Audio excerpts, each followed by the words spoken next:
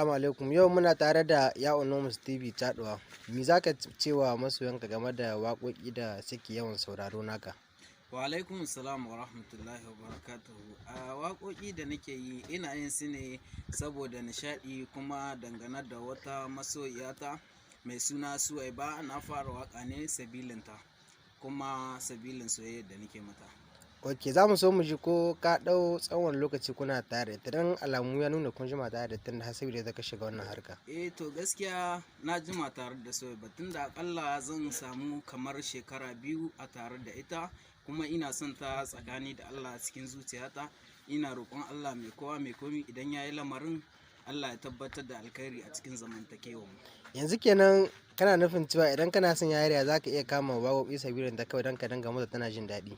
Tabbas haka ne. Ni waƙoƙi da nake yi na fara yi ne daga waƙa ta wannan masoyiyata mai suna Suwaiba, kuma basira waƙa ta zo min ne a sanadiyar soyayya ta da ita. Wannan gaskiya ne. Yanzu to me zaka ce wa matasa hakan ga ko kuma masu soyayya?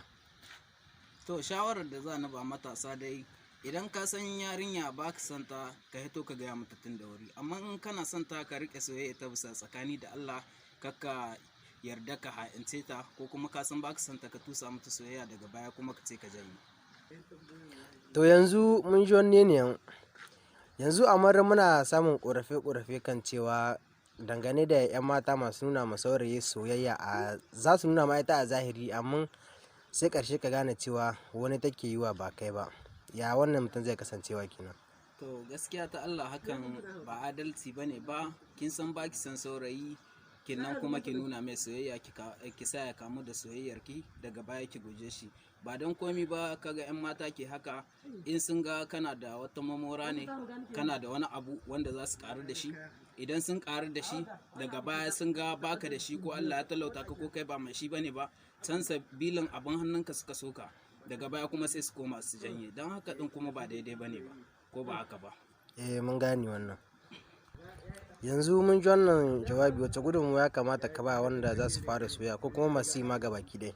To ni gudunmawar da za na ba ji saurayin da zai shiga lamuran soyayya, to ya ɗauka cewa soyayya dole ne sai an sha wahala a ciki, kuma za a sha daɗi a ciki, amma wahalar ta yawa. Saboda abin da ake so in za ka fara soyayya da yarinya, kawai ka kasance cewa wa man yattaqillaha yaj'al lahu makhraja.